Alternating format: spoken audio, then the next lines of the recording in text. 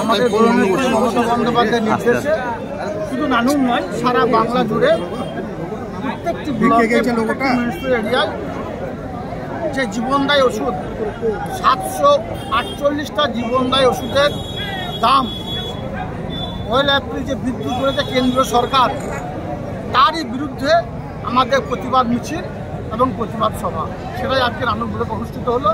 এখানে আমাদের বিধায়ক থেকে শুরু করে পঞ্চায়েত সভাপতি শুরু করে ব্লক সভাপতি এবং 30টা গ্রাম পঞ্চায়েত উত্তীর্ণ সমস্ত জনপ্রতিনিধিরা এমনকি বুথ সভাপতিরা এখানে উপস্থিত ছিলেন। যারা সাধারণ মানুষ আছেন, যেমন সুগারের পেশেন্ট থাকেন, বিভিন্ন যে জরুরি পরিষেবাদের সব থেকে বড় ওষুধ, সেই ওষুধই যদি সাধারণ মানুষ কিনতে না পারে সেই দাম বাড়ানোর জন্য, সেই বিষয়ে কি এবং কেন্দ্র সরকার বাংলার উন্নতি চায় না, ভারতবর্ষের উন্নতি চায় না, তারা ভারতবর্ষকে পিছিয়ে দিতে চায়।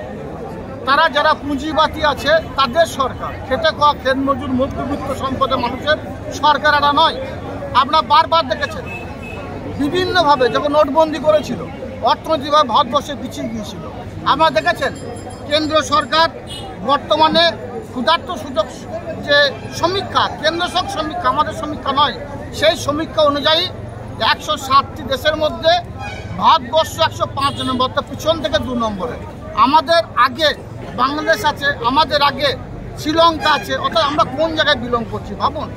বর্তমানে সারা ভারতবর্ষে প্রতিনিয়তই 6,000 মানুষের ক্ষুধার কারণে তাদের জীবন যাচ্ছে, অর্থাৎ বছরে কমসে কম 25 লক্ষ মানুষকে ক্ষুধার কারণে জীবন বিসর্জন দিতে হচ্ছে।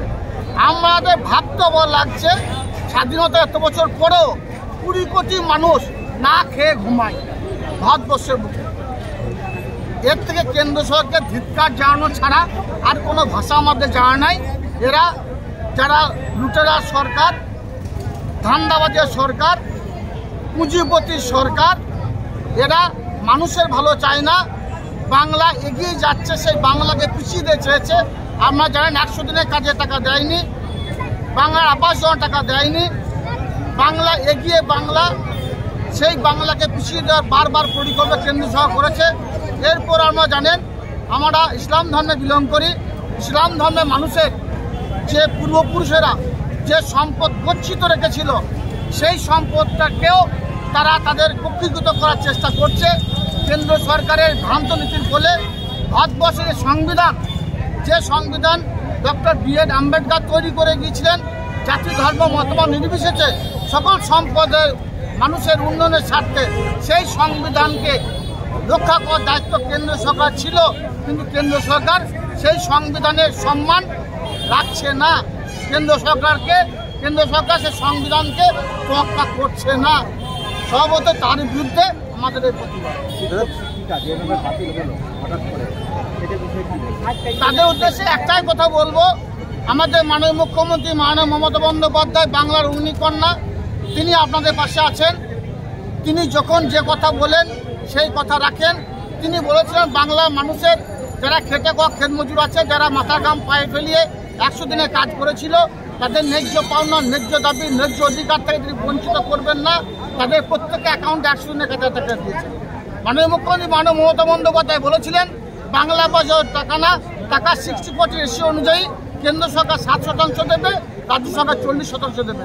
কেন্দ্র সরকার টাকা দেয়নি, বাংলার মাননীয় মুখ্যমন্ত্রী মাননীয় মমতা বন্দ্যোপাধ্যায় সরকার সে টাকা দিয়েছে।